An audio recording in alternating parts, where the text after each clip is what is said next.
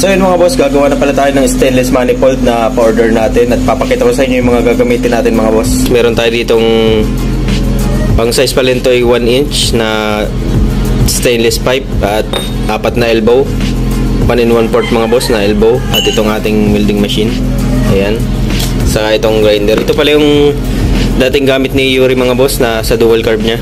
Ito yung gawa natin nung nauna. Ito yung gagawin nating sample. So yun, gawin na natin ito mga boss. At sinimulan ko na nga pala agad mga boss ang pagbuo nitong ating stainless na manifold, at maingat natin tong sinukat, dahan-dahan lang din sa pagtabas, at hindi tayo pwedeng magkamali dito mga boss kasi wala tayong extra elbow sa ngayon, kaya kailangan klaro yung kada putol natin. At kaya nga pala tayo marunong mag-assemble ng ganito dahil ito yung dating ginagawa natin. Nagagawa tayo ng mga railings at gamit natin itong mga stainless pipe na to.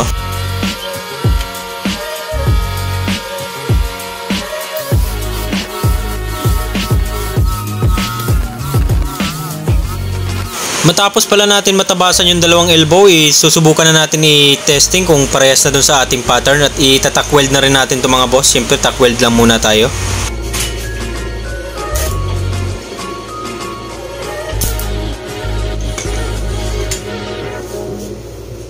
At pagkatapos naman natin ma-tack weld mga boss, ang next naman natin, bubutasan natin yan at ilalagay natin yung isang elbow. Sensya na pala dito sa camera natin at medyo magalaw na kasi gumagalaw yung nalalagyan natin, nakaklip lang kasi.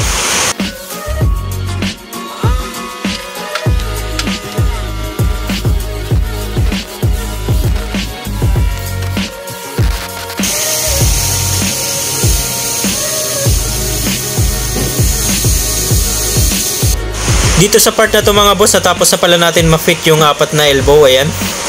At next na natin, magtatabas na tayo dun sa isang elbow para mailagay na natin yung 1 inch na tubo.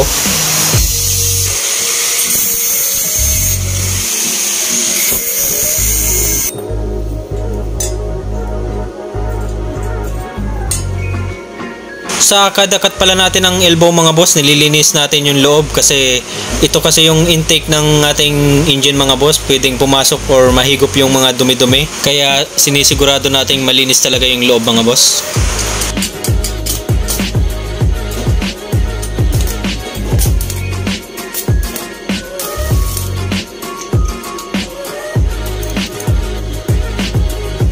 Alright, naparehas na natin mga boss sa ating pattern. Talagay na rin natin yung para sa intake ng ating carb. Ayan, parehas na. So ayan mga boss, goods na. Tapos na rin natin magawa yung manifold. Ayan. Kung napapansin nyo mga boss, puro tacking pa lang. Ipapatig weld natin to dun sa kakilala natin na nagtitig weld. Wala pa kasi tayo ditong TIG weld kaya di natin magawa. Ayan, puro tack weld lang yan mga boss. Goods na yung ating manifold. At dito naman tayo mga boss sa velocity cap. Babawasan natin ito mga boss para mag-swap dun sa dual carb. So yun mga boss, natapos na rin pala natin tabasan yung ating velocity cap. Ayan. At ito yung ating dual carb. I-testing na natin mga boss.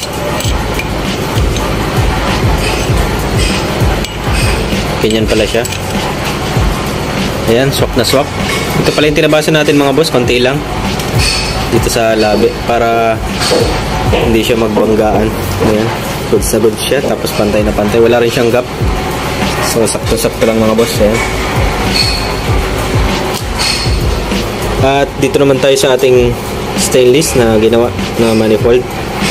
Ipapatig weld na natin to dun sa kakilala natin mga boss.